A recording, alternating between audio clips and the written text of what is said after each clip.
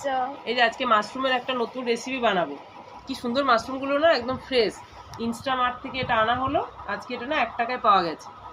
সাথে আরও কিছু জিনিস নিতে হয়েছিল, যেটা 1 টাকায় এটা পাওয়া গেছে, কিন্তু মাশরুমটা এত ফ্রেশ।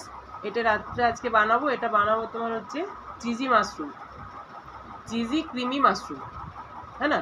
এটা দেখবে রুটির সাথে খেতে কিন্তু দারুণ লাগবে। চলো এগুলোকে এবার এইভাবে একটাকে এইভাবে কেটে নেবো ডুমো ডুমো করে। এগুলো প্রথমে ধুয়ে পরিষ্কার করে নিতে হবে, তারপরে এইভাবে আস্তে আস্তে কেটে নিতে হবে।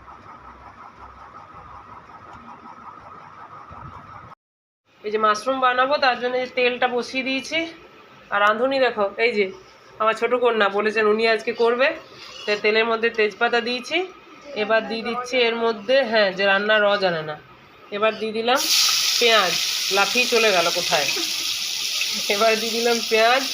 এরা হচ্ছে রাঁধুনি মডার্ন যুগে, বুঝেছো? আমরা সব রেডি করলাম, উনি খুন্তি নাড়বেন, তাও ভয়ে কোথায় চলে গেছে।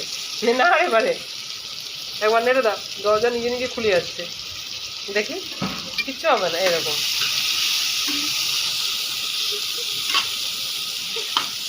যে মশলা কষে নিয়েছি, পেঁয়াজ দিয়েছি, টমেটো আর লঙ্কা, তেজপাতা দিয়ে ভালো করে এটাতে কষানো হয়ে গেছে। যে মেয়ে ধৈর্য নেই, মাঝখান দুখানা দিয়ে দিয়েছে।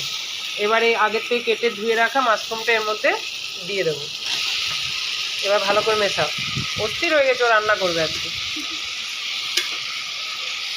ওই ভালো করে মেশাও। মেয়েকে রান্না শেখানো হচ্ছে, বলছে যখন বাইরে পড়তে যাব তখন গ্যাস ব্যবহার করবো না, এরকম ইন্ডাকশানে ব্যবহার করবো, কোনো ভয় লাগবে না, হ্যাঁ না?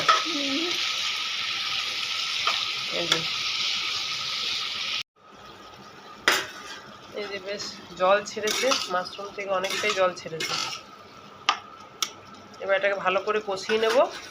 যে মশলাটা বানিয়েছি, কাজু, পোস্ত আর আমি সাদা তিল একটু দিয়েছি, দিয়ে এটা এর মধ্যে দিয়ে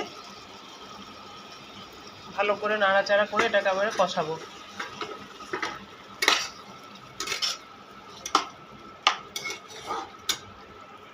আমি এবার আবার নাড়বো, ভালো করে মেশাও। দেখতে লাগছে, বলছে এত ভালো গন্ধ বেরিয়েছে, মনে হচ্ছে এখনই খেয়ে নিই। ভালো করে কষিয়ে নাও। এটা কষা হলে আর একটু জল দেবো, তারপর আর একটু হবে, দিয়ে ঘি গরম মশলা দিয়ে নামিয়ে দেবো। কেমন লাগছে? ভালো। তার কি বলছিলে যেন আমাকে কোথায় যেতে? হ্যাঁ, মাস্টার শেফ বা লাফটার শেফ। ওইখানে আমি যাবো।